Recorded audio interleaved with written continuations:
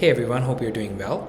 So if you look at the internet right now, there's scary news everywhere. There's talks of an AI bubble, talks about an impending S&P 500 crash. The news is not that great everywhere. So I thought, why not take a look at the stocks that we have discussed so far and see where they are from a technical perspective. So this video will be focused on the technical side of things, not really on the fundamentals. If you want to learn about the fundamentals of the stocks that we will be discussing, then you can check out the previous videos on my channel. We'll be discussing some of the stocks such as the ticker team, Atlassian. We will discuss SentinelOne, Enphase, GitLab, and so on. I have the SPX, the S&P 500 chart on my screen here. Now, the first thing is, this is a monthly chart. I wanted to see from a long-term perspective where we are at and what the trend looks like. So this is a monthly chart, and this is a logarithmic chart. Since I'm looking at it from a longer term perspective, the start of my time frame that I'm looking at is 2009. So this is a very long-term analysis, and that's why I'm looking at the logarithmic chart. If you're looking and analyzing for 6 months to a year or a couple of years, you can always look at the regular chart.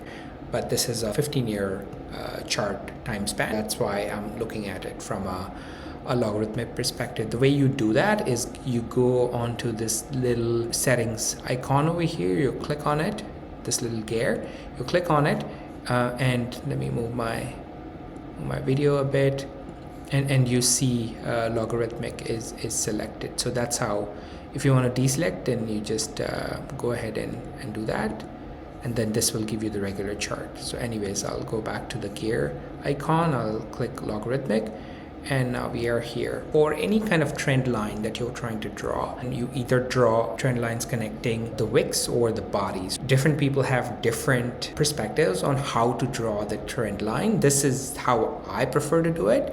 So what I've done is I have connected the lows from 2009 and the low from 2020 here, drawn this trend line, and as you can see, I've connected the tops. At the top is where there are multiple touch points. Again, this is my version of the trend line, so that's a disclaimer from my end. Moreover, this is not financial advice. Please do your own research, analyze the charts as per your understanding. Some of you might be way better at technicals than I am. I'm primarily a fundamentals first investor. So what I've done is I've drawn this trend line. I'm on a monthly chart here. As you can see, this is a channel. So what the chart has done is that it touched this bottom in 2009, and then it kind of had a reversal. And you'll see that every single time that this came to the midpoint, the prices came to a midpoint, there was a bit of a reversal. It happened over here, repeated here, a third time over here, or fourth time over here. And in 2020, it pierced that middle line, and it went all the way down and touched the bottom trend line. Once it did that, it kind of reversed, and again it went ahead and touched the top part of the trend line. It reversed, touched the middle line, reversed, touched the middle line again, reversed, then again touch the middle line, and now it has reversed. So currently the price chart indicates that it is at the top of the trend line. Now, does that mean that it will reverse immediately? No one knows that. When the price chart is at the upper end of the trend line, there are times when it could just hover around there, right? You will see this period from 2013-14 all the way to 2016. Price was in and around the top. You'll also see here the time frame between end of 2021 to 2022. It hovered around, and in fact it crossed the upper trend line, and it hovered around there for almost 7-8 months, and that could very well happen here at this point in time. It's very tricky and very difficult to predict what will happen, right? We can only look at the price action in hindsight and say whether or not what we had assumed was executed or not. But this is how things are. That being said, there is a potential that the S&P index might spend some time here, potentially a few months, before any kind of a reversal happen. And whether that reversal will be a deep correction or it will be a shallow correction like we had earlier this year, that's anybody's guess. A majority of the time, even experts are wrong. So we can always just look at the stocks that we own and see how they are performing, how they are doing. With that, let's move on to our stocks.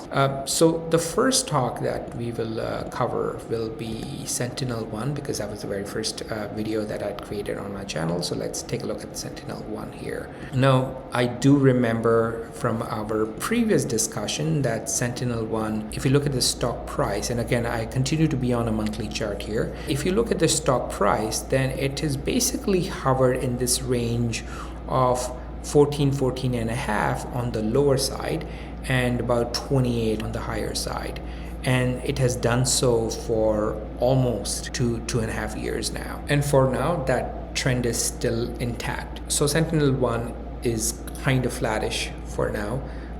It would not be a bad idea, as I said earlier, to continue to accumulate this stock in this $14 and a half range. Hold on to it. If you're trying to trade it, then hold on to it until it touches 28 and sell it at 28. From a fundamental perspective, I am long-term bullish on this stock. So I will kind of continue to accumulate the stock in this bottom of this range here. I plan to hold on to it for the longer term. I feel the moment it breaks this 28, 29 level successful, a big chance for this stock to go way higher.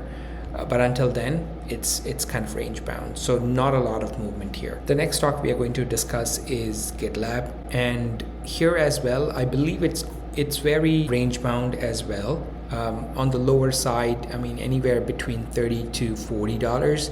And on the higher side, about $70. So that's the kind of range it has established for itself.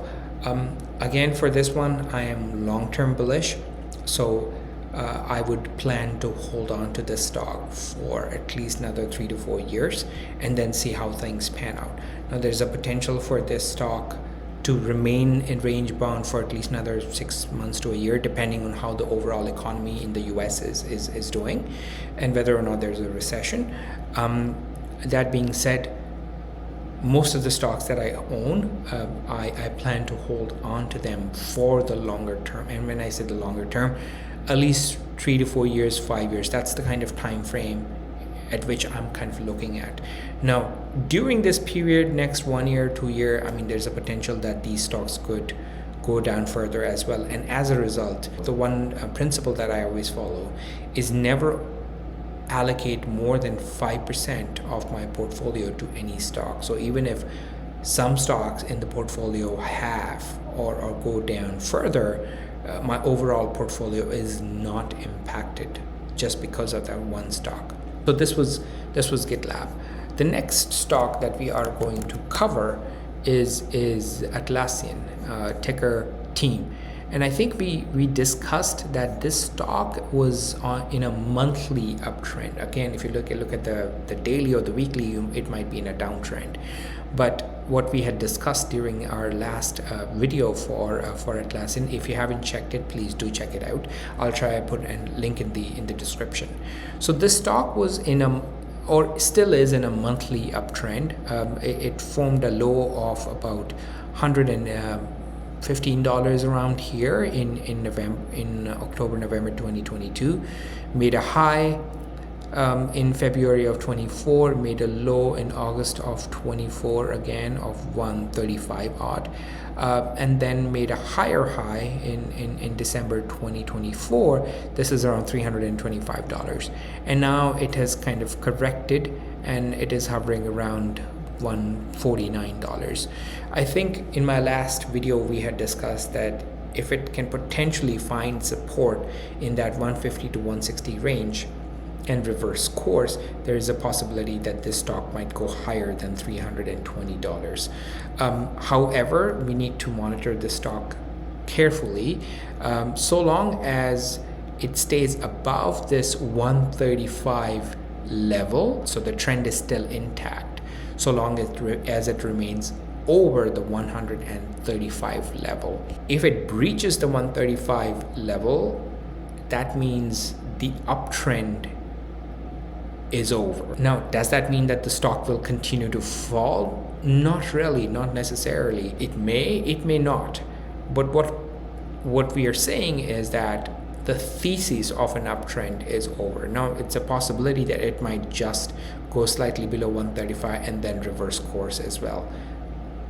It's tricky to predict what price would do in the future. If I would knew everything, then I'd be a billionaire by now, but that's not the case. So the next stock we are going to discuss is Okta, and as you can see here, Okta is again following a very similar path to Atlassian. Here as well, it seems to be in a monthly uptrend, not in a daily or a weekly, just a monthly uptrend. And I usually, since I am a long-term investor, I prefer to look at the monthly chart. I prefer to look at the longer term chart as to what the trend looks like. And here as well seems to be in an uptrend. I can see there's a bit of a support here around the 89.90 area. Current price is around 87, so it's slightly lower than that. So long as it remains higher than the previous low, which is $70, so long as it's above $70, the uptrend is still intact. So with Okta, again, it's important to continue to follow the price action and see whether or not it is able to reverse course and continue that uptrend or not. The next stock we are going to discuss is a stock we covered recently, is Remitly. It's not exactly in an uptrend, it's more of a sideways move. If you can take a look, it IPO'd and the price started at about 52. It made a low of about $6.5–7. Then it reversed course and made a high of 27, and then made a higher low of about, let's say, round it out to $12. Then it failed to make a higher high, so this is important. I think it again made a high of about $27, but this high is lower than the previous high, and now price seems to be coming down here. Now what I've done is I've drawn a trend line connecting the previous two lows. Currently the price seems to be in and around this trend line.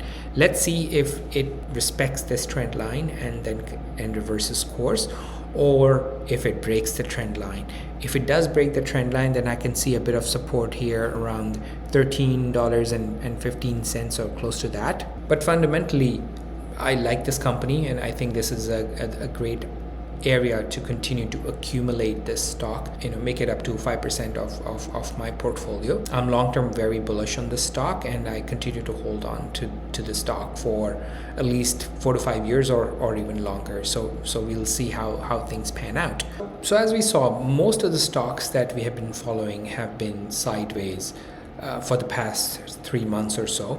And they continue to be sideways. It almost feels like they are waiting for a sense of direction from the overall market. Now the Fed has cut rates, and it has indicated a dovish stance over the coming few quarters. There is a potential for further rate cuts. If further rate cuts happen, usually it's a good news for the stocks that we own, which are mostly small cap stocks. However, rate cuts can be a double-edged sword. On one end, it makes it cheaper to borrow money, and which is a positive thing for small cap stocks. But on the other side, it could also indicate that the Fed is expecting a softening economy. Now, if the economy is softening, then that could potentially indicate that things are not great and the market might go lower because of that. So it almost feels like most of the companies that we are covering are kind of waiting for that definitive direction from the market. So what am I doing? Personally, none of the stocks in my portfolio are over a 5% allocation. And as I mentioned earlier, my plan is to hold on to them for at least 4 to 5 years or longer, if possible, depending on how they continue to perform. There is a potential that in the short term, in the next 6 months to 1 year, there's a potential that stock prices might correct further. I know that my time frame of investing is on the longer side. I know for a fact that most of these stocks that I'm investing in have good solid fundamentals, and they will at some point continue to perform and outperform. So it's important to understand what's your time frame and time horizon. If your time horizon is 6 months to 1 year, then it might be a good idea to hold on to some cash. But if your investing horizon is on the long-term side, at least 4 or 5 years, then it might be a good idea to continue to hold on to solid, fundamentally strong companies and ride out whatever happens over the next 6 months to a year or 2 years. And for all we know, the market will continue to do better from here on. I hope this video was useful. I hope it helped you gain some more clarity. Now, of course, this was purely technical analysis. If you want to get a good understanding of the fundamentals of the stocks that we discussed, please do check out my other videos. I will be linking them in the description below, and you can also visit my channel and check these videos out. If you enjoyed this video, I would appreciate if you can like, share, and subscribe for more such videos. Until next time, stay data driven.